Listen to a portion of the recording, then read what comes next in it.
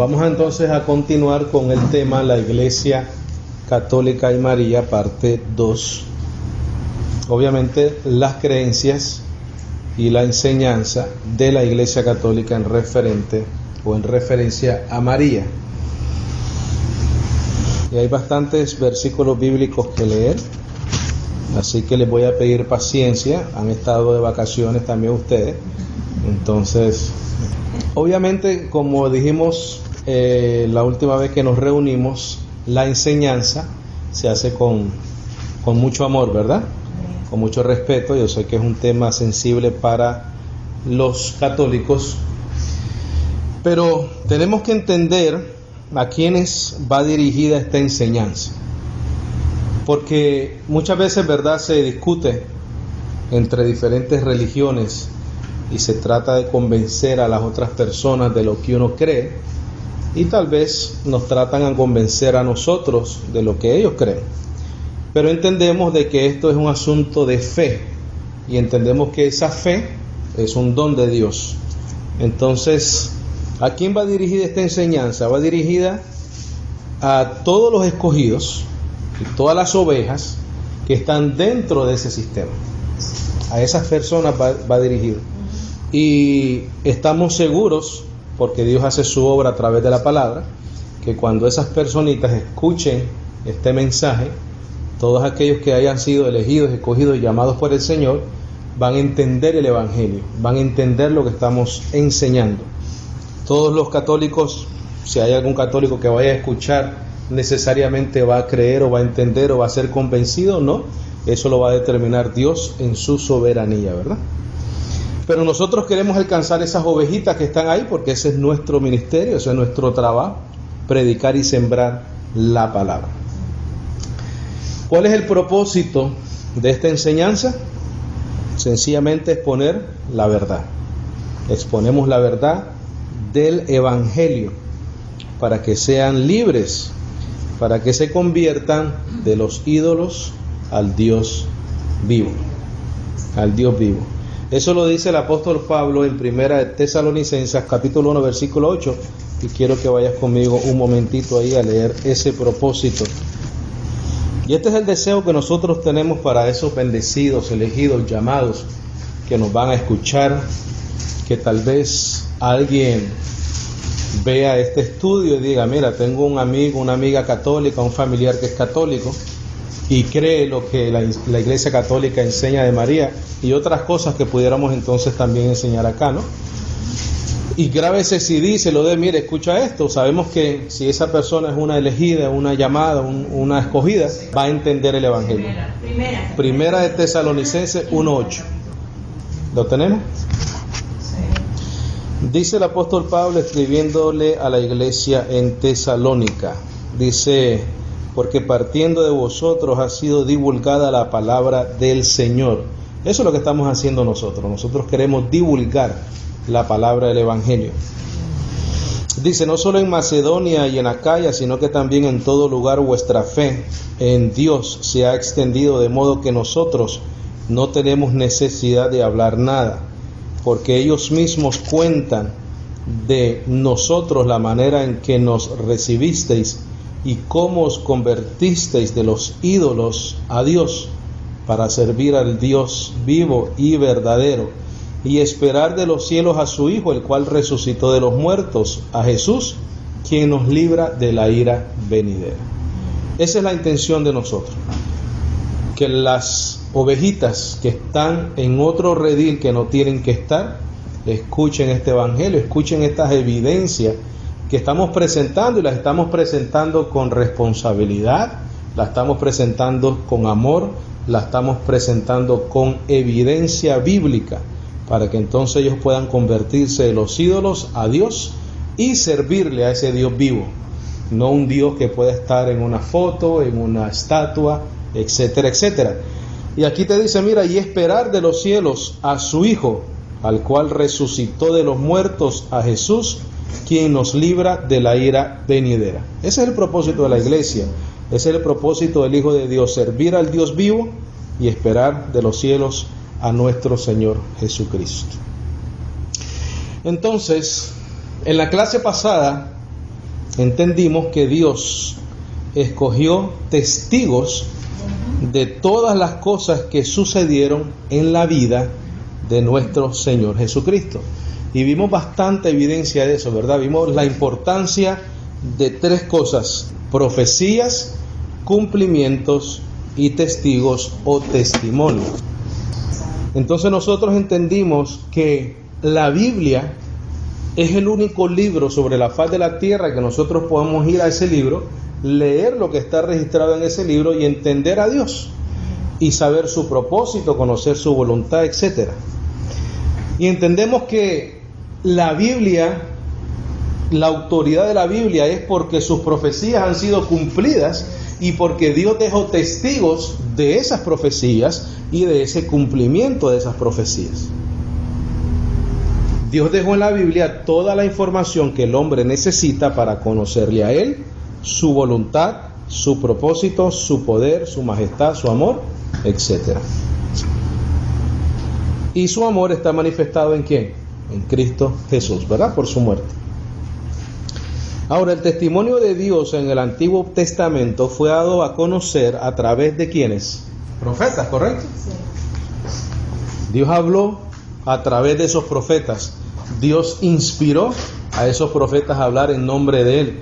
Nosotros entendimos a principio de nuestras clases aquí en esta célula que la palabra dijo el Señor aparece muchísimas veces en el Antiguo Pacto, hablando el Señor a través de los profetas al pueblo de Israel, ¿correcto?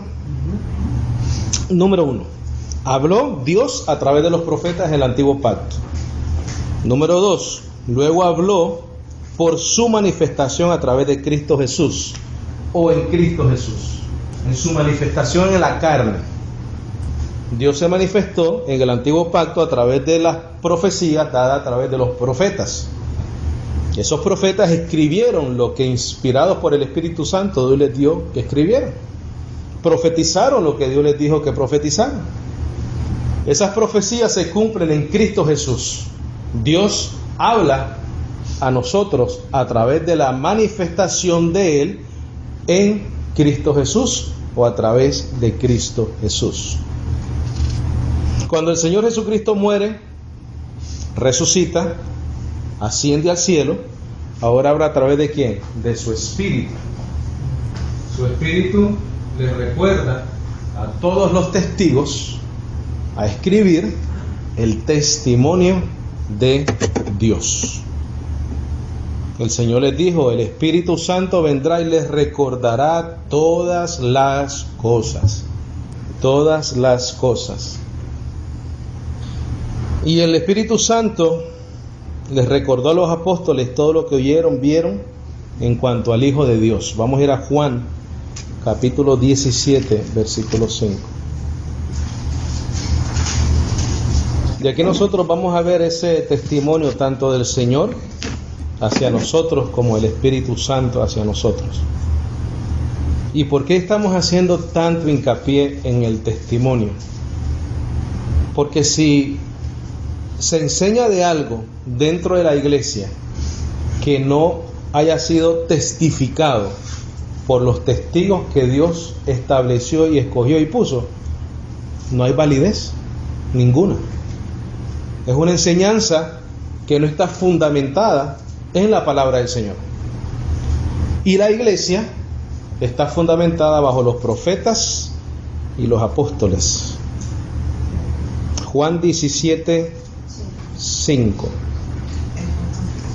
Dice: porque las palabras que me diste les he dado. Todo lo que nosotros leemos en cuanto a lo que el Señor testificó y lo que los testigos que escucharon y vieron lo que Él hizo, todas esas palabras están aquí escritas. Dice: porque las palabras que me diste les he dado a ellos, y ellos ¿qué cosa? Las recibieron y han conocido verdaderamente que salí de ti, y han creído que tú me enviaste. ¿Por qué nosotros hemos creído? Porque hemos recibido ¿qué cosa? Una palabra. Una palabra. Versículo 14 ahora. Juan 17:14. Dice, yo les he dado tu palabra, y el mundo los aborreció porque no son del mundo, como tampoco yo soy del mundo. Yo les he dado tu palabra. Quiere decir que cuando el Señor se manifestó a través de Cristo Jesús, Él manifestó la palabra ¿de quién? Del Padre. Esas palabras que nosotros recibimos, las recibimos como un ¿qué cosa? Como un testimonio. ¿Para nosotros qué cosa? Creer. Versículo 17 ahí mismo. Santifícalos en tu verdad, tu palabra es verdad. ¿Qué significa santificar? Santificar es apartar, ¿verdad? Separar. Quiere decir que nosotros somos santificados por la palabra, porque no creemos otra cosa sino lo que dice la palabra.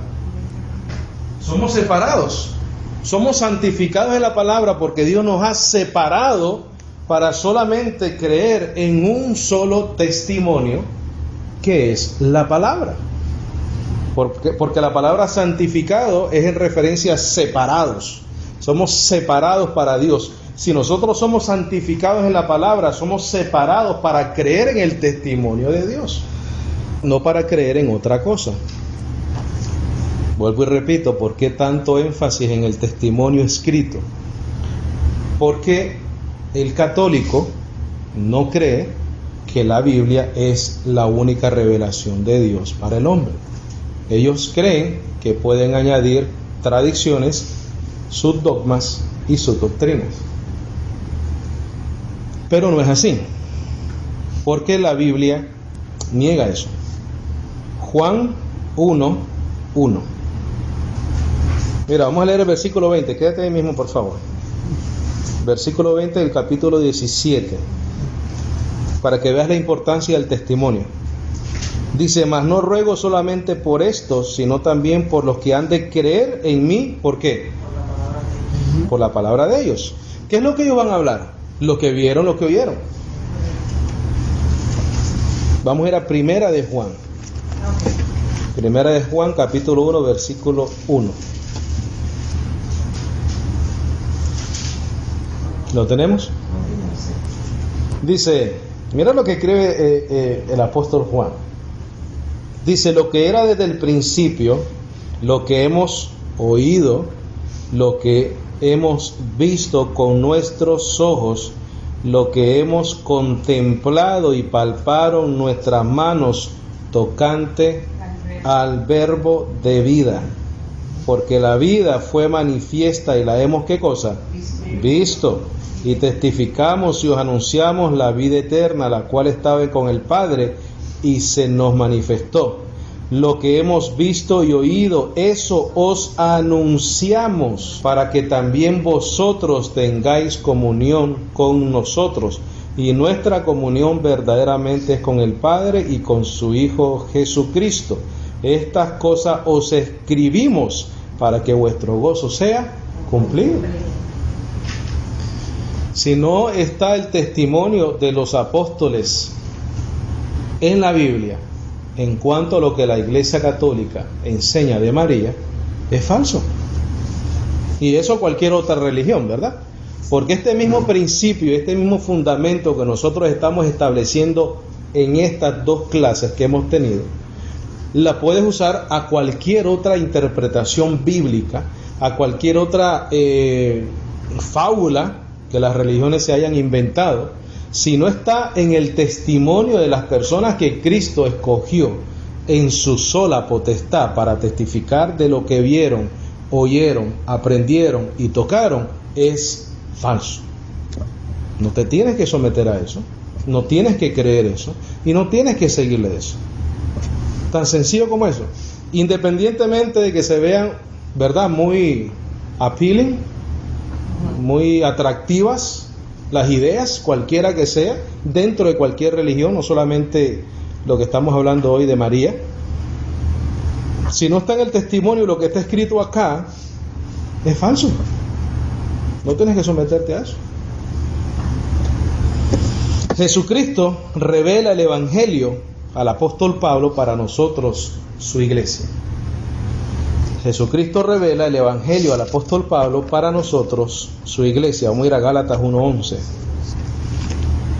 Y este es un llamado a esas ovejitas, a esos hermanos, a esos elegidos, a esos llamados que están dentro del sistema católico romano, a que vengan y crean a la verdad,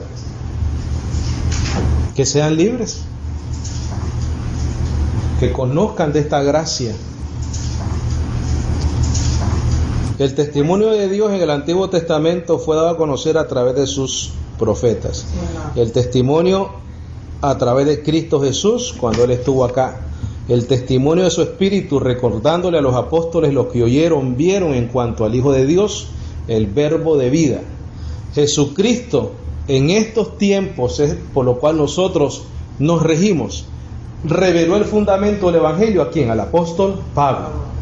Gálatas 1:11 dice, 1:11, mas os hago saber, hermanos, que el Evangelio anunciado por mí no es según hombre, pues yo ni lo recibí ni lo aprendí de hombre alguno, sino por revelación de Jesucristo. Si Jesucristo reveló el Evangelio al apóstol Pablo, y el apóstol Pablo no menciona ni una sola enseñanza de la Iglesia Católica en referencia a María, es un invento de la Iglesia Católica. Eso es sencillo. No hay absolutamente ni una sola enseñanza del apóstol Pablo en referencia a María de la misma manera que la Iglesia Católica enseña de María. No hay testimonio, no hay testigos de esos dogmas, de esas tradiciones de la Iglesia. Ahora, el miércoles que nos reunimos, la última vez, hablamos de 6 puntos de lo que la Iglesia Católica enseña en cuanto a María. Y vamos a ver esos puntos.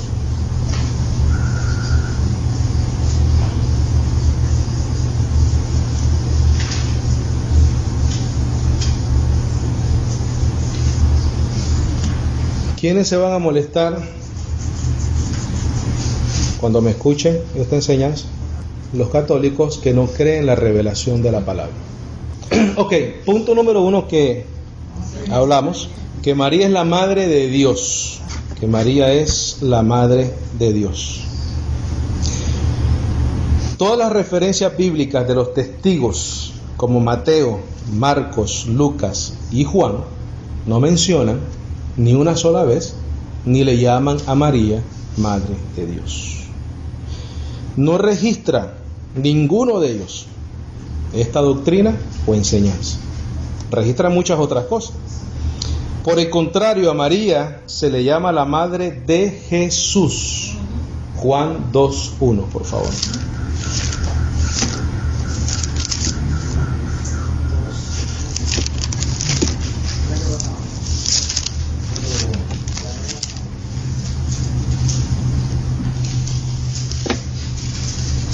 La Iglesia Católica enseña o dice que María es la madre de Dios.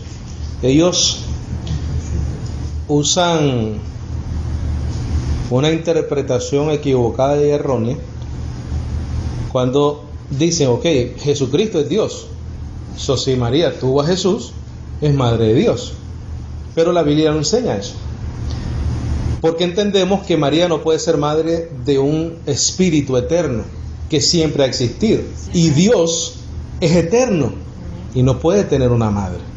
Lo que es madre del cuerpo de Cristo Jesús. Por eso se le llama madre de Jesús, porque a ese cuerpo se le puso ¿qué? Y pondrás y lo llamarás a su nombre Jesús. El espíritu que está dentro de él es eterno. Eso no tiene principio ni fin. Si fuese así, la Biblia también llegara a la misma conclusión que hace la Iglesia Católica. Los apóstoles enseñarán lo mismo, porque podemos pensar de que es un asunto muy importante de enseñarle a la Iglesia, ¿sí o no? Dice, al tercer día se hicieron unas bodas en Caná de Galilea y estaba ahí la madre de Jesús. La madre de Jesús. Y en muchas otras partes de la Biblia también se le llama la madre de Jesús. Ahora, antes de continuar, quiero ir a Efesios, capítulo 2, versículo 19. ¿Lo tenemos? 2:19. Dice, así que ya no sois extranjeros ni advenedizos, sino conciudadanos de los santos y miembros de la familia de Dios, edificados sobre el fundamento de los apóstoles y profetas, siendo la principal piedra del ángulo Jesucristo mismo. ¿Edificamos sobre qué cosa? Los apóstoles, profetas, y la principal piedra del ángulo, ¿quién es? Jesucristo. Si los apóstoles y profetas no lo enseñan, no es un fundamento de la iglesia. No es un fundamento de la iglesia. No puede ser un fundamento de la iglesia porque no hay un testimonio, no hay una profecía, no hay testigos de lo que se enseña de María en cuanto a la iglesia católica se refiere. Ahora, algo muy interesante de notar es que Jesús nunca llama a María madre. Nunca.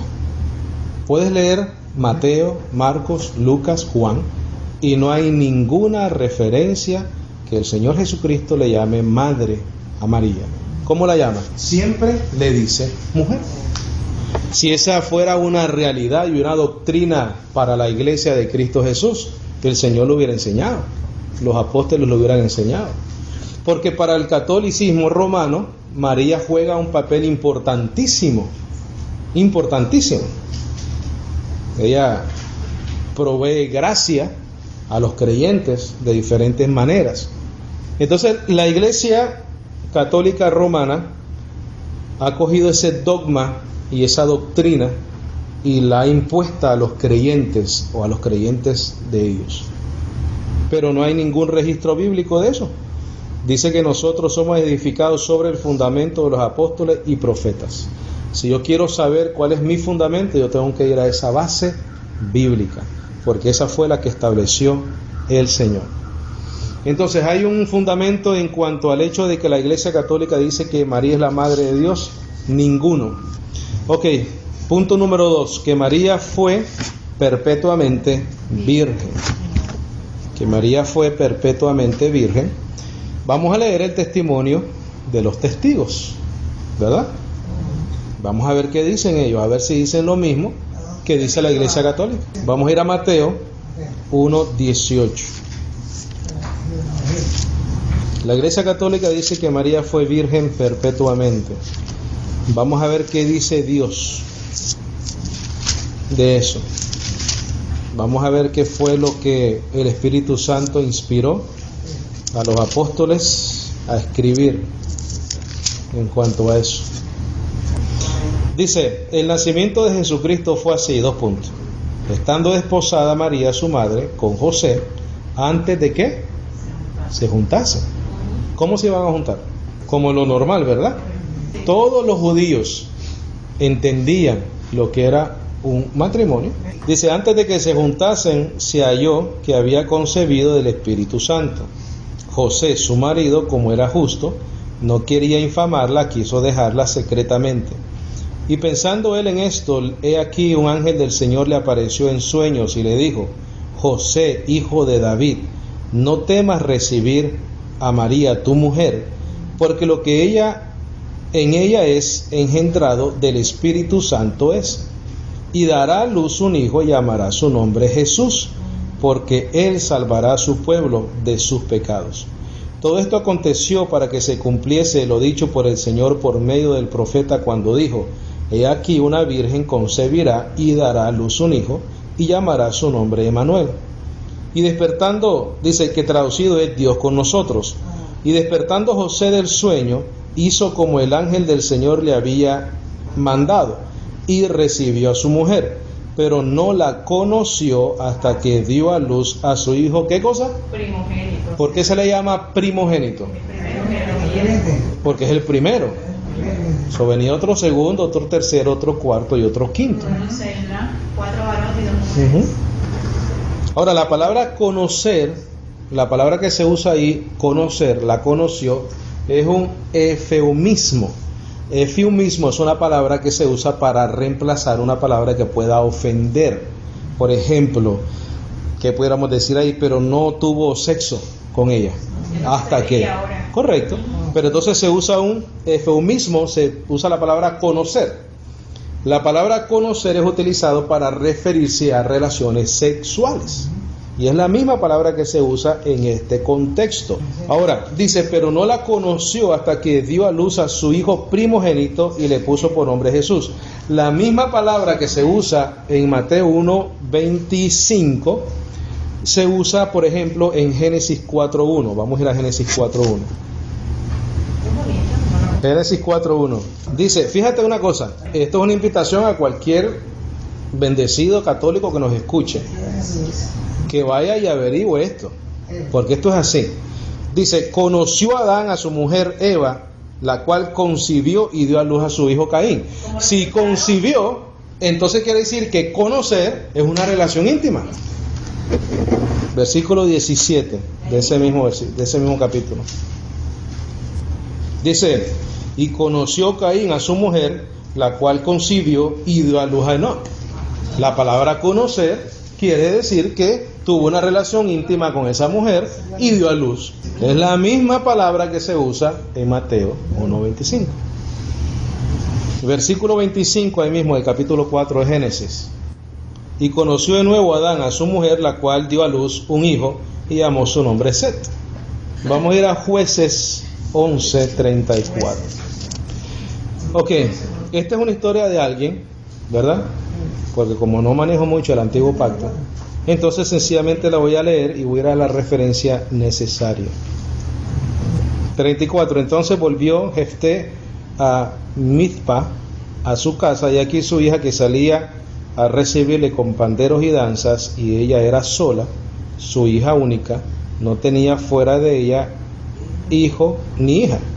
Y cuando él la vio, rompió sus vestidos diciendo, ay, hija mía, en verdad me has abatido, y tú misma has venido a ser causa de mi dolor, porque le he dado palabra a Jehová y no podré retractarme.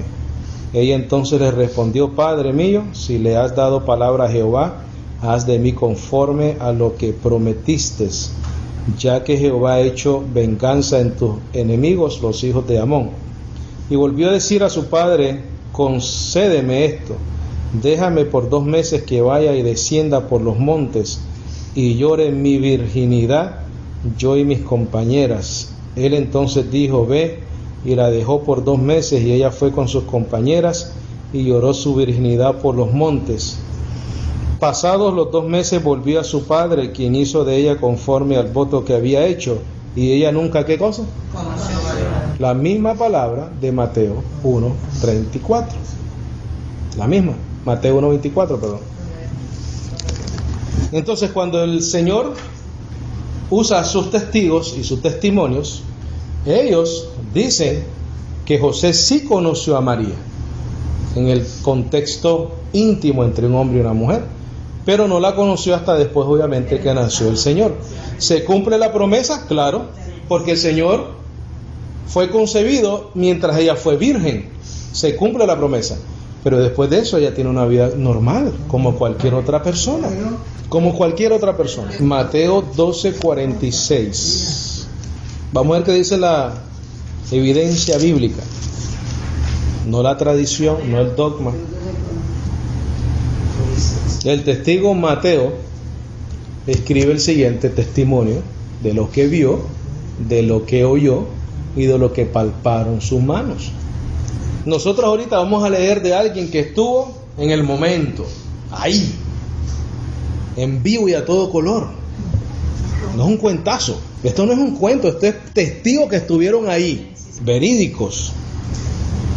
Y este testigo llamado Mateo, apóstol del Señor, escogido de antemano por él, escribió lo siguiente: mientras él aún hablaba a la gente, aquí su madre y sus hermanos estaban afuera y le querían hablar. Y le dijo uno, he aquí tu madre y tus hermanos están afuera y te quieren hablar. María con sus hermanos.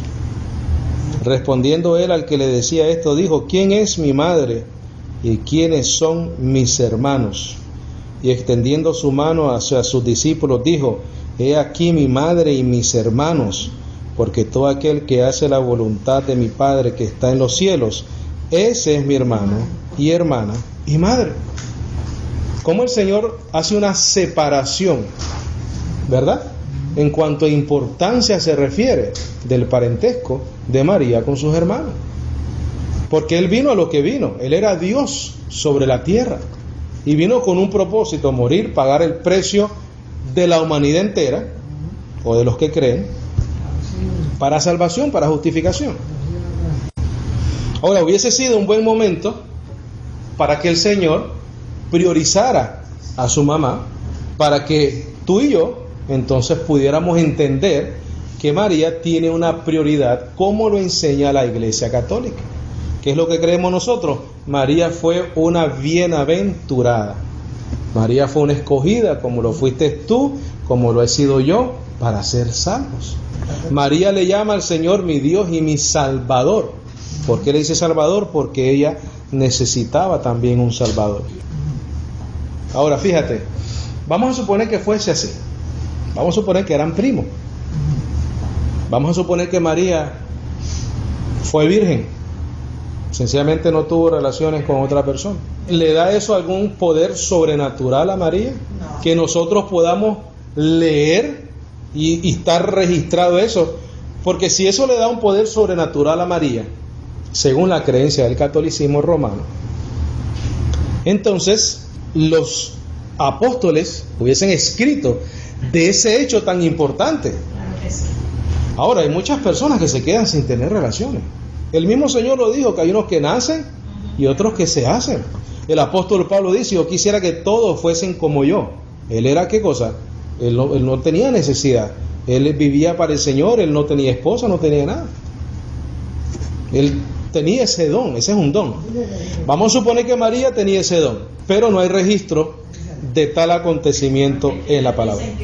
Mateo 13:53. ¿Lo tenemos? Dice: aconteció que cuando terminó Jesús estas parábolas, se fue de ahí, y venido a su tierra, les enseñaba en la sinagoga de ellos, de tal manera que se maravillaban y decían: ¿de dónde tiene esta sabiduría y estos milagros? ¿No es este el hijo del carpintero? ¿Quién era el hijo del carpintero? ¿Verdad? El carpintero era José. ¿No se llama su madre María y sus hermanos Jacobo, José, Simón y Judas? ¿Por qué tienen que ser primos si la palabra es hermanos? ¿Qué es lo que están haciendo estas personas? Están describiendo ¿a quién? A su familia. Porque la realidad es de que el Señor vivió 30 años como una persona común y corriente. Entonces es como que si nosotros tengamos aquí un vecino que crecimos con él y jugamos con él, y a los 30 años dice: yo soy el Cristo, come de mí y tendrás vida eterna. Entonces dice: espérate, pero tú no eres el hijo de fulano. ¿De dónde tú vienes aquí a decirme a mí que tú eres Dios? Que tú eres el camino al Padre. ¿Desde cuándo? Entonces, ¿qué es lo que haríamos nosotros? Haríamos lo mismo que se hizo acá, describir la familia de esa persona. Pero tú sabes que Roberto dice ahí que él es el Cristo. Y la otra persona diría: vamos a transportarnos a ese momento. La otra persona diría: pero ¿de quién tú me estás hablando? ¿Roberto, el hijo de Juan? ¿Que tiene hermano Jerónimo o Juana o Sutana? Estás describiendo su familia. ¿Por qué vas a describir los primos? No. ¿Y qué es lo que está sucediendo acá? Exactamente lo mismo. Dice el 56: ¿no están todas sus hermanas con nosotros? ¿De dónde pues tiene todas estas cosas? Y se escandalizaban de él, pero Jesús les dijo: no hay profeta sin honra, sino en su propia tierra y en su casa.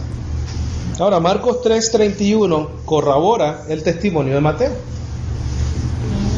Ya estamos hablando de dos testimonios del Señor que contradicen lo que la Iglesia Católica dice en cuanto al hecho de que María fue virgen perpetuamente. Vamos a seguir leyendo que dicen los testigos. ¿Lo tenemos? Dice: vienen después sus hermanos y su madre, y quedándose afuera, enviaron a llamarle. Y la gente que estaba sentada alrededor de él le dijo: tu madre y tus hermanos están afuera y te buscan. Él entonces le respondió diciendo: ¿quién es mi madre y mis hermanos? Y mirando a los que estaban sentados alrededor de él, dijo: he aquí mi madre y mis hermanos, porque todo aquel que hace la voluntad de Dios, este es mi hermano, y mis hermanas, y mi madre. El mismo testimonio de Marcos. Marcos dice lo mismo que Mateo. Un testigo, un testimonio de algo que sucedió. Porque ¿qué es lo que estamos haciendo nosotros? Mira, Mateo, Marcos, Lucas y Juan no es doctrina, es historia. Historia del Señor. ¿El Señor escribió algo? No, nosotros no tenemos una carta del Señor Jesucristo, pero tenemos testigos de su vida. Y Dios escogió testigos, profetas, profecías cumplidas y testigos de esas profecías en Cristo Jesús. Y entonces aquí el Señor Jesucristo, fíjate que te está poniendo una separación entre la importancia del parentesco con María y sus hermanos y a los que creen la palabra. Entonces, ¿cuál es este mensaje? Este mensaje es para esos hermanos católicos que están en ese redil, en ese sistema, que despierten, que se den cuenta que la importancia no la dio Jesús en cuanto a María, como lo hace la Iglesia Católica. El Señor Jesucristo le dio la importancia a hacer la voluntad del Padre. Y según los testimonios que nosotros tenemos aquí en la Biblia, la voluntad del Padre no es creer como la Iglesia Católica dice de María.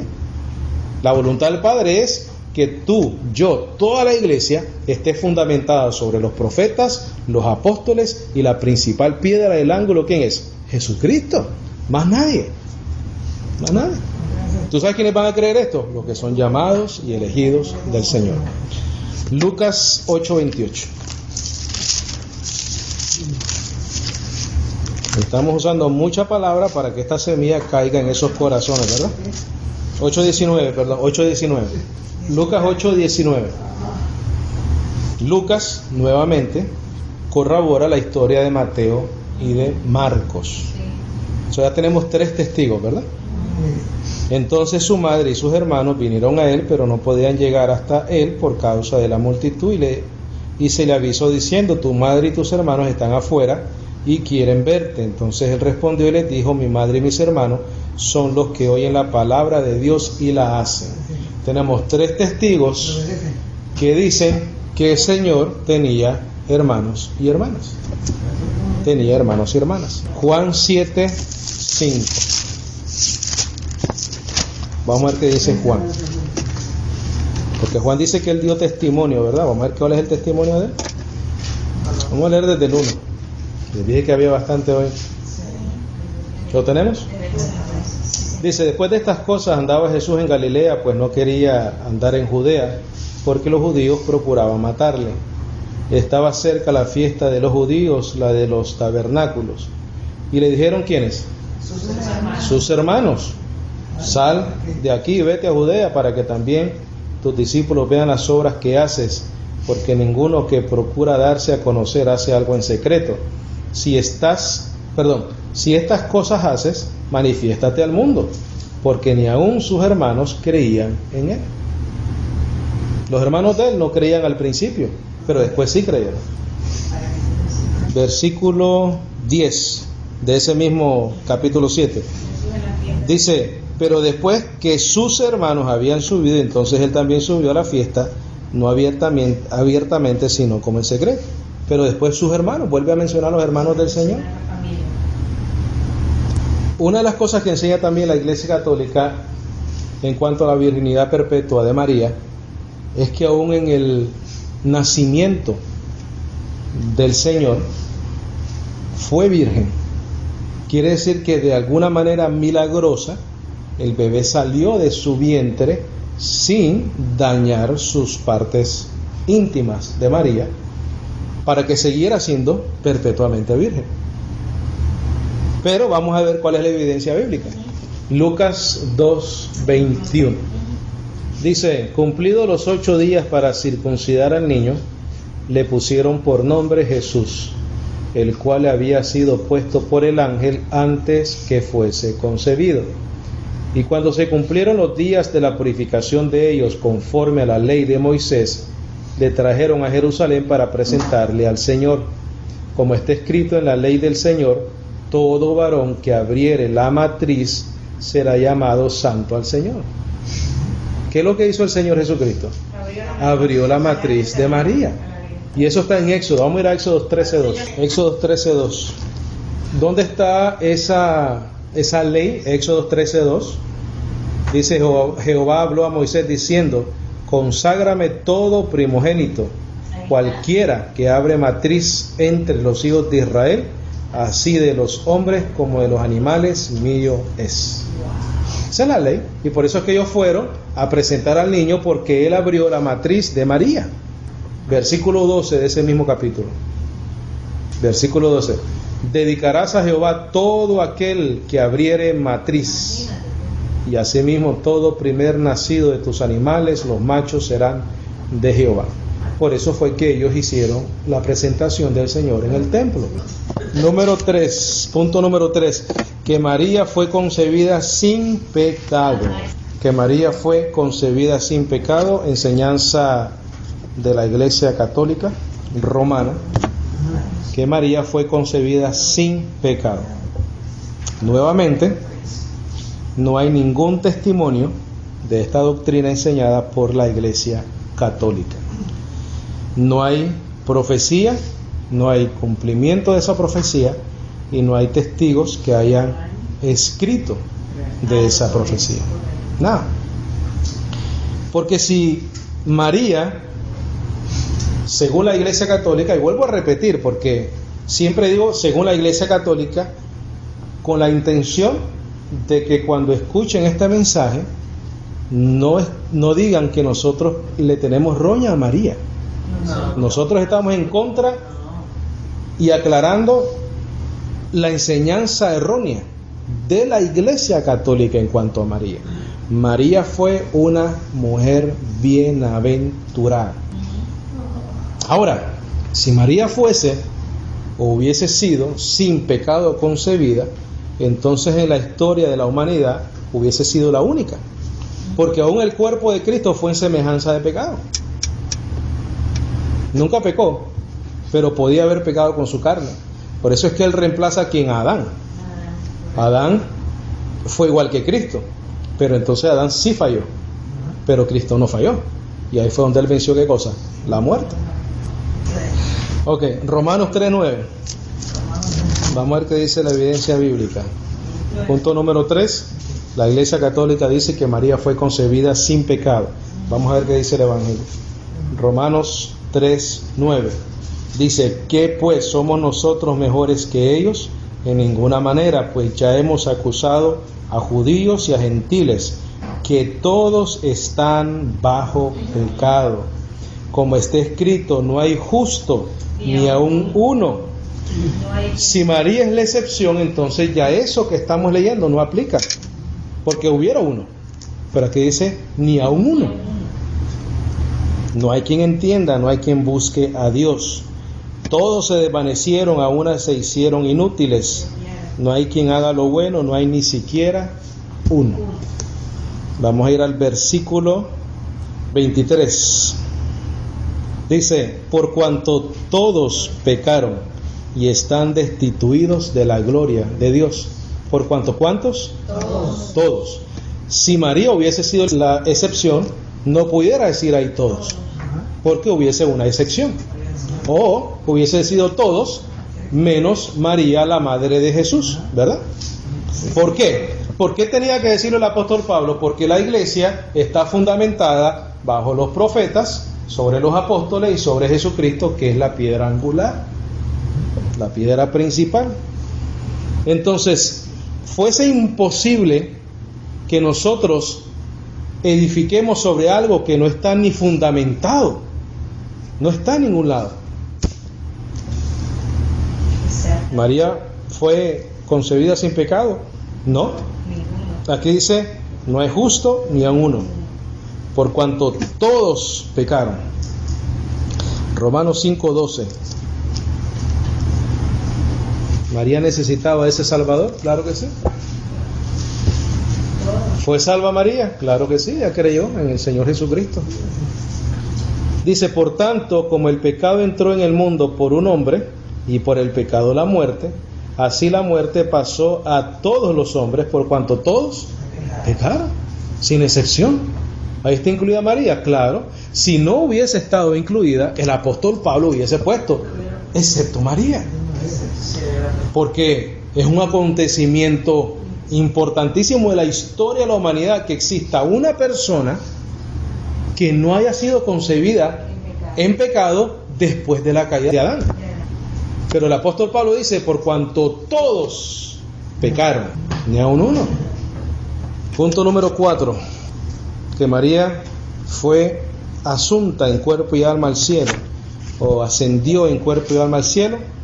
Lo único que tenemos que decir en cuanto a eso es que igual no hay evidencia ninguna de este acontecimiento. Sí tenemos evidencia de que Cristo ascendió al cielo. Está registrado. Hay testigos, hay más de 500 testigos, dice Corintios, ¿no? Tenemos testimonio de Elías, tenemos testimonio de Enoc. ¿Por qué creemos que Elías se fue al cielo en cuerpo completo y no murió? Porque está en la Biblia. Porque los testigos que fueron inspirados por el Señor lo escribieron. ¿No creemos que María ascendió al cielo? No, porque no está escrito. Si estuviera escrito, ¿qué haríamos? Lo creyéramos. Y hubieran testigos, ¿verdad? Porque Efesios dice que somos edificados en los apóstoles, los profetas y Cristo Jesús como la piedra angular. Y el apóstol Pablo dice, yo como perito arquitecto puse el fundamento y otro edifica encima. Y no se puede poner otro fundamento, el cual es Jesucristo. Si el apóstol Pablo es el perito arquitecto, el experto en edificar el edificio que somos nosotros, y él no menciona estas cosas que la Iglesia Católica enseña, entonces, ¿quién está equivocado? ¿El apóstol Pablo? No lo creo. No lo creo. Punto número 5. Que María es mediadora entre Cristo y los creyentes. Que María es mediadora entre Cristo y los creyentes. ¿Por qué los católicos o la Iglesia Católica Romana enseña esto? Sino que le estamos hablando a ese remanente dentro de ese sistema que es escogido y llamado por el Señor y que aman al Señor, los que tienen un velo puesto, ¿verdad? Y Dios usa la predicación del Evangelio para quitar ese velo, lo que estamos haciendo nosotros. Dice, y de aquí, de esta Juan 2:1, de aquí es donde el catolicismo romano saca el hecho de que María es intercesora entre los creyentes y el Señor. Dice, al tercer día se hicieron unas bodas en Caná de Galilea y estaba ahí la madre de Jesús. Y fueron también invitados a las bodas Jesús y sus discípulos. Hay una diferencia, ¿verdad?, entre hermanos. Sus discípulos son discípulos, hermanos son hermanos. Y faltando el vino, la madre de Jesús le dijo, no tienen vino. Jesús le dijo, ¿qué tienes conmigo, mujer? Aún no ha venido mi hora. Esa expresión es una expresión no despectiva, pero sí de reprensión. Porque María no estaba entendiendo el propósito del Señor en ese momento. Entonces su madre le dijo a los que le servían, hacer todo lo que los dijere. Quiere decir que ella no se metió más. Él le dijo eso y ella dijo, tú sabes qué, mira, yo me hago un ladito y ustedes hagan lo que él dice. En el momento que él lo quiera hacer, en el momento que él lo quiera mandar. Y estaban allí 6 tinajas de piedra para agua conforme al rito de la purificación de los judíos, en cada una de las cuales cabían 2 o 3 cántaros. Jesús les dijo, llenad estas tinajas de agua, y las llenaron hasta arriba. Entonces les dijo, sacad ahora y llevadlo al maestresala, y se lo llevaron. ¿Qué fue lo que pasó después? Que esa agua se convirtió ¿en qué? En vino. Ahora, el católico dice que esa es evidencia de que María intercede por los creyentes. Me parece un poquito difícil sacar una doctrina de una historia narrada. Lo que nosotros estamos leyendo aquí es la narración de un evento, de una historia. ¿Por qué no significa una doctrina? Porque nadie habla del asunto. El apóstol Pablo no usa este evento histórico que sucedió como una doctrina para la iglesia. Pedro no usa este evento histórico, algo que sucedió, como una doctrina para la iglesia. Santiago no lo usa, Juan no lo usa, Jesucristo no lo usa, porque hubiese sido entonces oportuno, ¿verdad?, que el apóstol Pablo escribiera esto y dijera, mira, sabemos que María intercede también por nosotros, porque en la boda de Caná ella intercedió por nosotros. Número 1, la iglesia ni existía en este momento. Ahora, otro punto importante acá, fuera del hecho de que nadie habla de este asunto, ¿no? Ella intercedió no entre un creyente, sino entre las personas que estaban en la fiesta. Ella tampoco intercedió, sencillamente le dijo al Señor, no tienen vino. Eso fue lo único que María dijo. Ahora vamos a suponer que el Señor Jesucristo hubiera accedido a la petición de María. ¿Quiere decir que se vuelve una intercesora para nosotros? No. Pero fíjate, vamos a suponer que el Señor accedió a la petición de María. Si tuviesen las repercusiones que enseña la Iglesia Católica para el creyente, Pablo hubiera hablado de eso, porque a él se le reveló el Evangelio, Gálatas 1:11. Pedro hubiera hablado de eso, Juan hubiera hablado de eso. Todos los testigos se hubieran dado cuenta de esa realidad doctrinal. Hay alguien que intercede por nosotros, entre nosotros y Cristo. Vamos a escribir eso, vamos a ser testigos, vamos a testificar de esa realidad espiritual. Pero nadie lo hizo. Nadie lo hizo porque esto es una narración de algo que aconteció. Eso es todo. No es un evento doctrinal, no vamos a sacar una doctrina de esto. Ahora, el testimonio dice lo siguiente, Juan 14:6.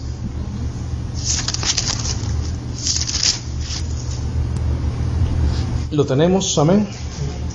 Gloria a Dios. Dice, Jesús le dijo a Tomás, yo soy el camino y la verdad y la vida. Nadie viene al Padre sino por mí. Si me conocieseis, también a mi Padre conoceréis. Y desde ahora le conocéis y le habéis ¿qué? Visto. Acuérdate lo que dijo Juan, todo lo que hemos visto palparon nuestras manos. De eso testificamos. Si fuese verdad que María intercede por nosotros, como enseña la Iglesia Católica Romana, hubiese sido buen momento para que el Señor lo hubiese mencionado. Pero si es verdad y no lo mencionó, tiene mala memoria el Señor, ¿no? ¿Verdad? Ahora, si fuese realidad, le hubiera dicho, yo soy el camino, la verdad y la vida, nadie viene al Padre sino por mí o por María. Pero no lo dice.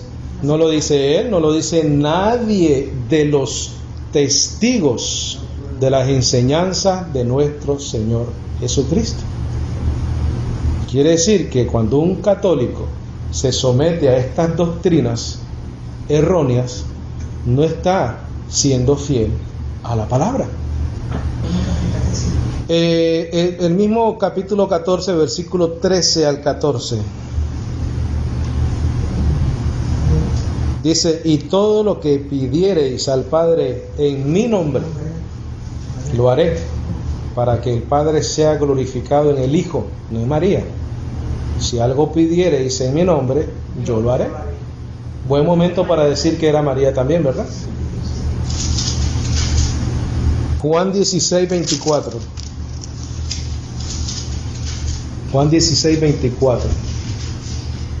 Dijo el Señor, hasta ahora nada habéis pedido en mi nombre, pedid y recibiréis para que vuestro gozo sea cumplido. Hasta ahora nada habéis pedido en mi nombre, no en el nombre de María. No intercede María por nosotros.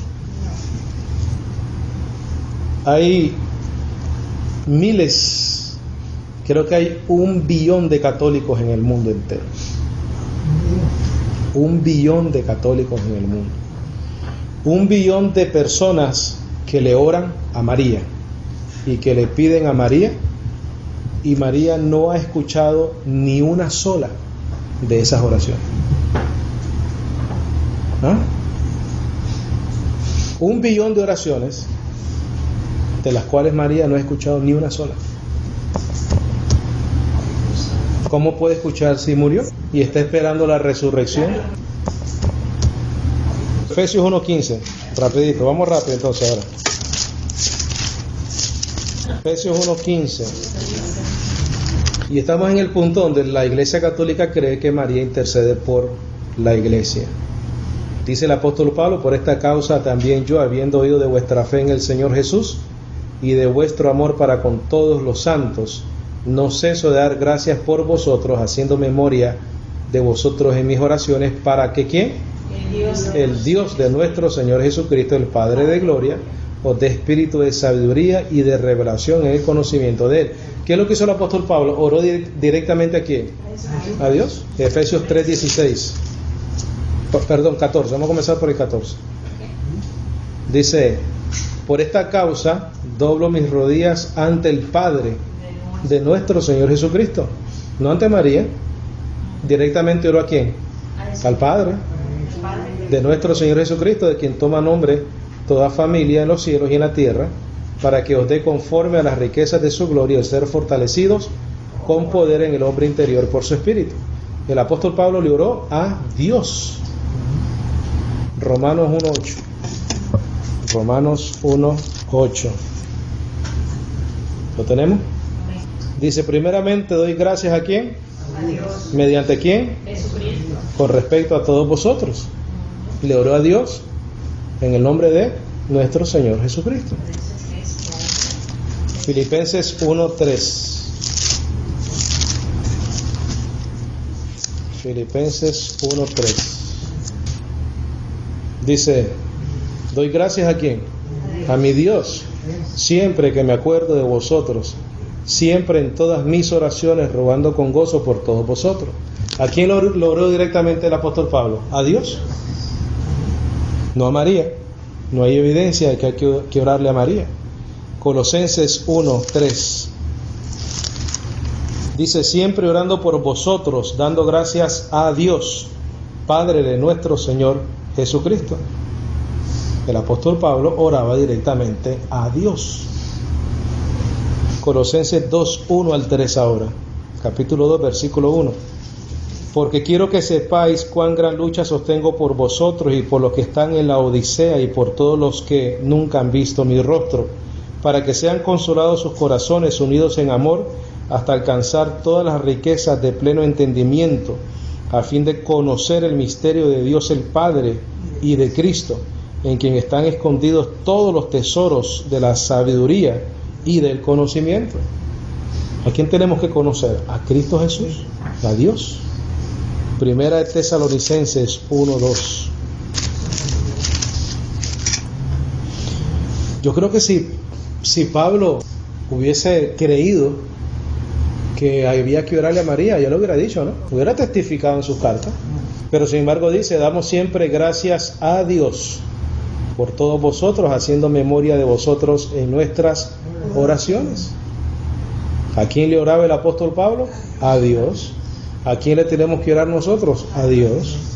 Segunda de Tesalonicenses 1:11 dice: por lo cual asimismo oramos siempre por vosotros, para que nuestro Dios, es a Dios en la oración, os tenga por digno de su llamamiento y cumpla todo propósito de bondad y toda obra de fe con su poder, para que el nombre de nuestro Señor Jesucristo sea glorificado en vosotros y vosotros en Él, por la gracia de nuestro Dios y del Señor Jesucristo.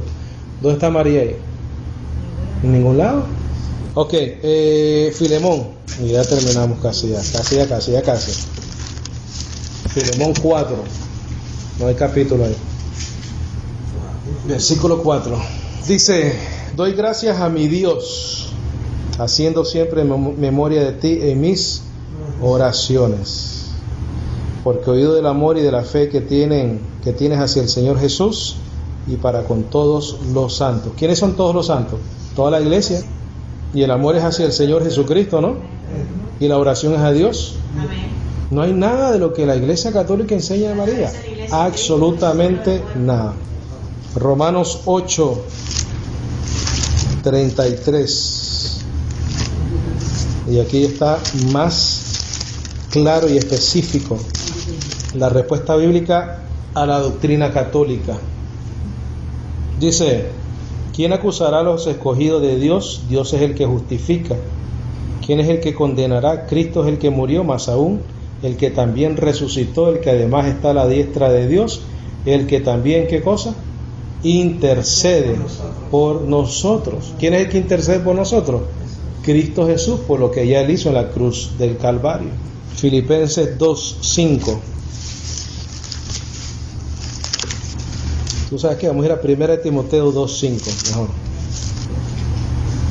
Dice, y esto es claro acá, y vuelvo y repito: Nuestro mensaje es para esas ovejitas que están dentro del sistema católico romano, que esta palabra de fe, que esta palabra de gracia caiga en sus corazones y salgan de ese error.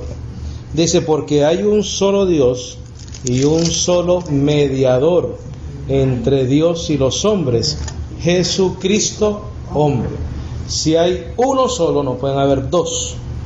Si hay uno solo, no pueden haber dos. Y el último punto que vamos a ver fue que María es la reina del cielo, lo cual no hay ninguna evidencia bíblica en cuanto a eso. Por el contrario, vamos a ir a Efesios 4:10. Porque el apóstol Pablo recibió la revelación del Evangelio por Jesucristo para su iglesia. Efesios 4:10. Dice, el que descendió es el mismo que también subió por encima de todos los cielos para llenarlo, ¿cuánto? Entonces no hay una reina del cielo, hay un rey de los cielos. Y ese rey de los cielos se llama Jesucristo. Y terminamos con 1 Timoteo 6:3. Dice, si alguno enseña otra cosa y no se conforma a las sanas palabras de nuestro Señor Jesucristo y a la doctrina que es conforme a la piedad, está que envanecido, nada sabe y deliria acerca de cuestiones y contiendas de palabras, de las cuales nacen envidias, pleitos, blasfemias, malas sospechas, disputas necias de hombres corruptos de entendimiento y privados de la verdad, que toman la piedad como fuente de ganancia. Apártate de los tales. Pero gran ganancia es la piedad acompañada de contentamiento. ¿Cómo ha usado la Iglesia Católica María? La ha usado para ganancias deshonestas.